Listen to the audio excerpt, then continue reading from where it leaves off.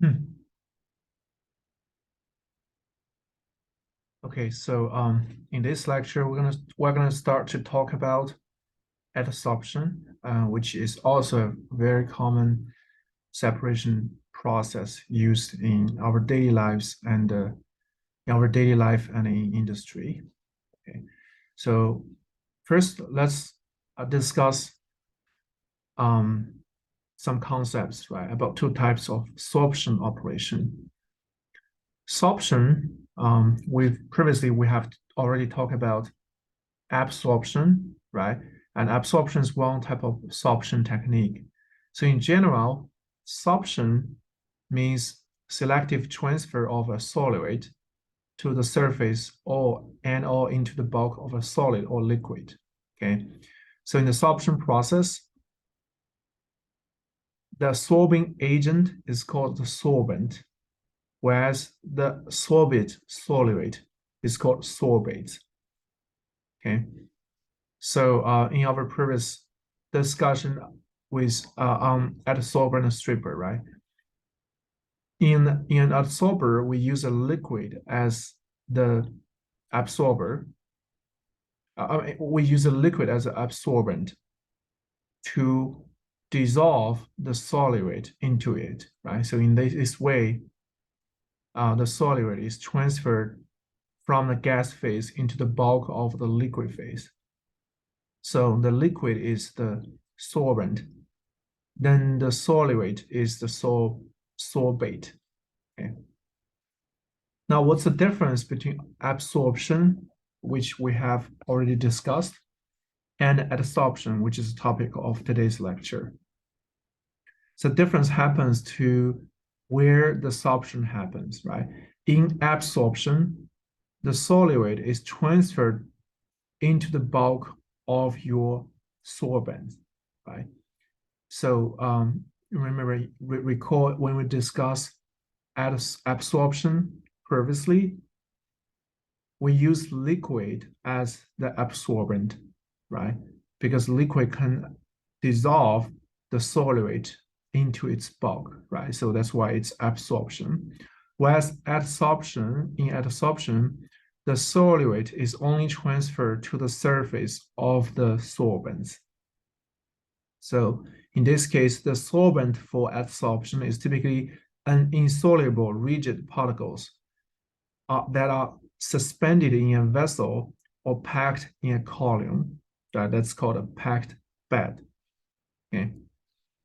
So for adsorption, the sorbates can be molecules, right? Small gas molecules, or other big uh, organic molecules, or can be ions, or can be atoms, right? So molecules, so we're going to discuss two applications later. The adsorption of molecules is being used in water treatment, in water purification, and in um, dehydration of moist air or separation of air. And the adsorption of ions is being used in water desalination in techniques such as capacitive deionization. Okay. So in the adsorption process, these molecules, ions, or atoms, they diffuse to the surface of a solid where they bond with the solid surface, right? And this can be physical if the bond is if the solid is held to the surface of the solvents by van der Waals force, right? That's intermolecular force or electrostatic force, right? This happens to the adsorption of ions in capacitive deionization, or the adsorption can happen due to the formation of chemical bonds, right? Typically covalent bond. And for the case of adsorption, the solvent is called as adsorbent, right? Just to reflect adsorption. And the solute being adsorbed is called adsorbates. Okay. So adsorption is being widely used, and one application is water purification. So I think we all have experience using this type of water filter, basically just to treat tap water to improve its taste, right, before we drink it. And if you are a hiker, if you are an experienced hiker, you probably have a like water bottle like this, in which a water filter is embedded into it, right? And how it works is, when you suck water out, the water, right, from the nature, this can be water you get from a lake or a river nearby your campsite, right, will enter the filter and come out as drinkable, potable water, right? So the essence of the water filtering really lies in the filter here, right? And typically the filter is made of, has such a multi-layer structure, in which you have a few layers of made of like small pebbles, small stones, right? These basically function as a filter to filter out the suspended particles, suspended solids in the water, for example, the organisms, bacteria, right? Things like that. But the last layer is always a charcoal or activated carbon, which is used to absorb the organic molecules in the water, right? That's just to get rid of some of the funny taste of the water. So adsorption is also being used in gas purification or separation. Okay. For example, the dehydration of air. So this schematic shows in industry how the dehydration of air is being done, right? So you have a moist air enter this pipeline, right? So you have some compressor to change its pressure. Then you have valves to control where it flows. There are typically there are more than one adsorbers, right? Adsorber is basically where the adsorbents is being packed inside of the a tube or a column of something. This is the adsorber. Typically, you have multiple adsorbers, right? And then by using these valves, you can guide the flow of the moisture air into, for example, this adsorber. So the moisture in the air can be absorbed by this adsorber. Then you have dry air coming out. Okay.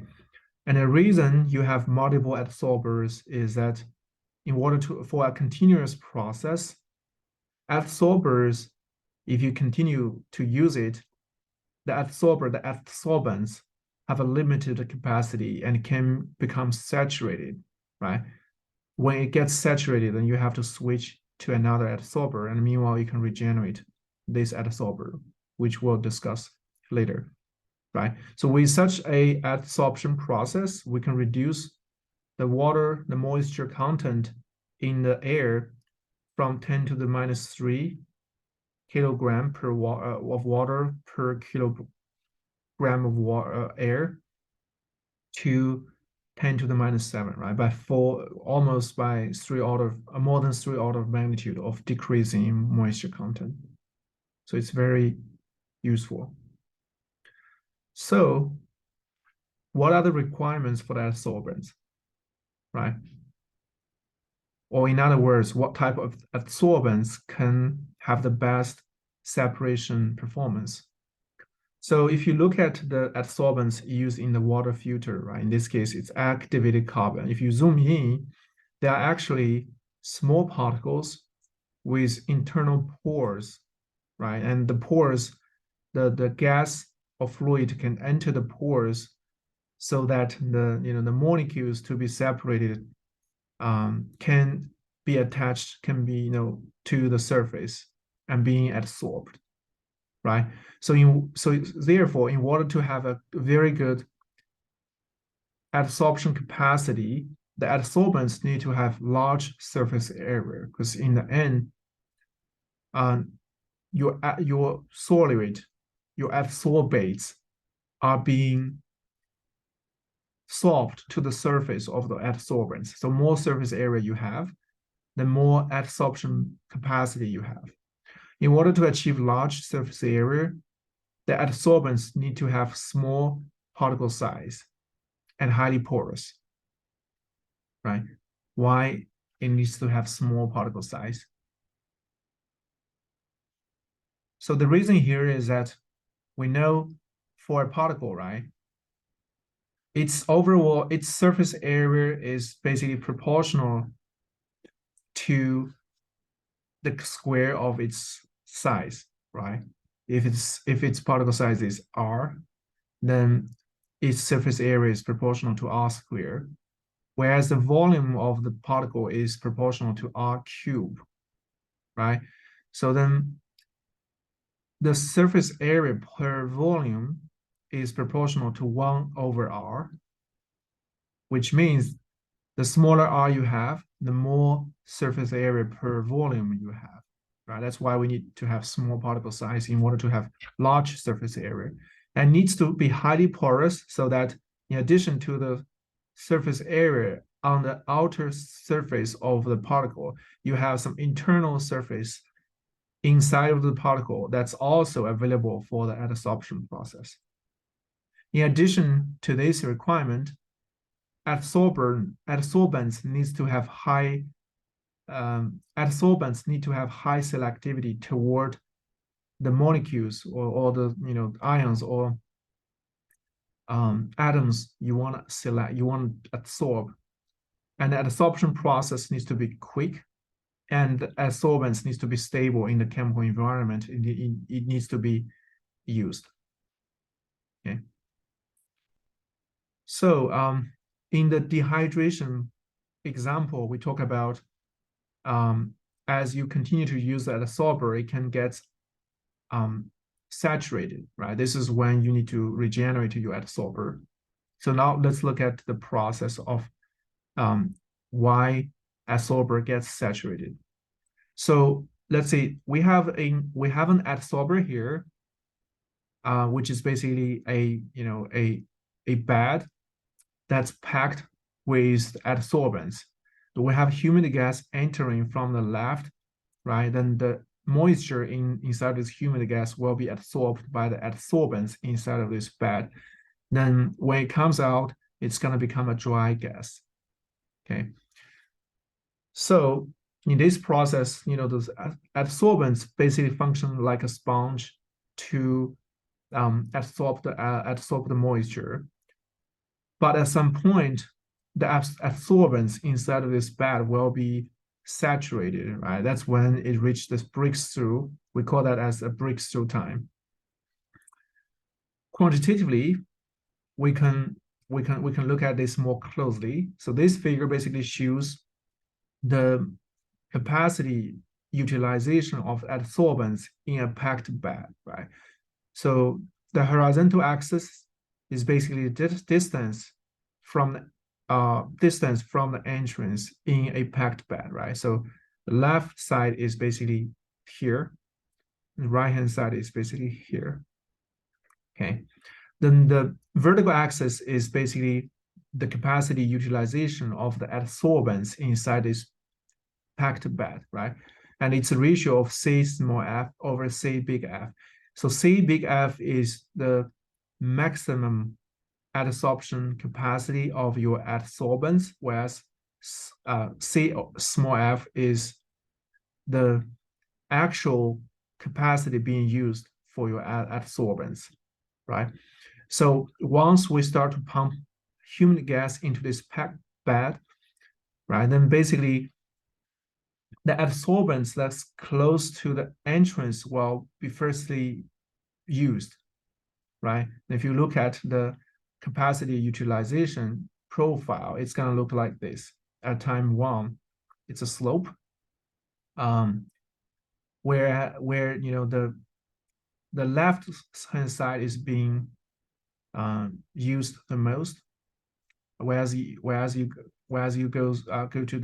go to deeper into the bed, the adsorbents is being less utilized, right? Especially if you look at this region starting from this dashed line to the right side of this dashed line, the adsorbents in this region is almost not being used, right?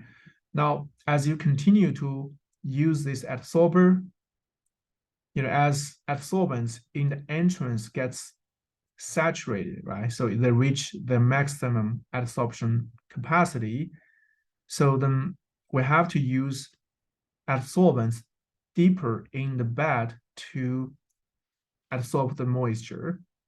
So which means, in other words, the adsorbents deeper in the bed will also be used, right? At time T2, right? Then this capacity utilization profile will move inward into the depths of the bed, right?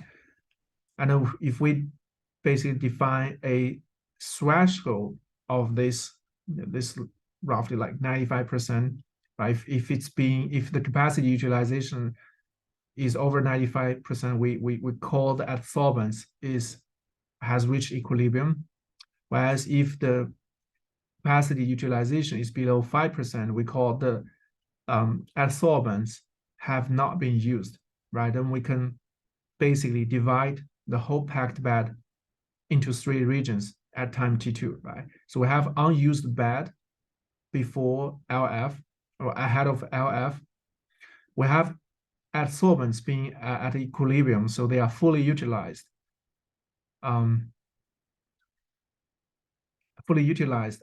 For a given humid gas composition, like a more moisture level in the humid gas. So that's behind LS, right? In the region between, those are the region corresponding to the case where the adsorbents are being partially utilized, right? And as time goes, as you continue to use the adsorber, so this utilization profile will further move rightward, right? At some point, we start to use adsorbents even at the exit of the packed bed, right? When that happens, basically, the gas leaving the packed bed will have a higher moisture level than desired, right? So which means we cannot dry the gas to the extent we wanted, right? That's when we say the whole packed bed has reached its breakthrough time, because we start to use the adsorbents at the exit, right? So then that is TB. Now, once an adsorber reached its breakthrough time, that means it has reached its maximum capacity, and we won't achieve a separation outcome as good as we hoped for, then we need to stop using this adsorber and we cycle to a new adsorber. Meanwhile, we can regenerate this adsorber, right?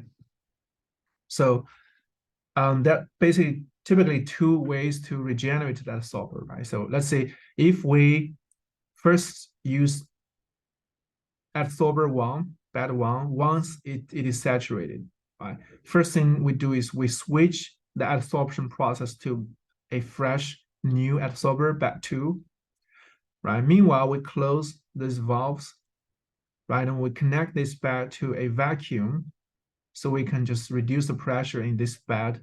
Then the surface adsorbed moisture water molecules will come off from the surface and being removed, so that we can regenerate, and that's how we regenerate the adsorber. That's called pressure swing adsorption. Another way for the regeneration is called temperature swing adsorption, right? So basically, after an adsorber is saturated, we can add heat to it and increase its temperature. So that will remove the surface adsorbed molecules and regenerate that adsorber, right? So we will talk about the mechanism why we can use pressure or temperature to regenerate that adsorber later. Right? But basically, if the regeneration of that adsorbents can only be applied to the case where the adsorption is physical adsorption, so it's reversible. If we have chemical adsorption, most likely, because chemical adsorption happens by chemical bonds, and then it is not reversible. Okay, so we're gonna stop here, then we will continue in our next lecture.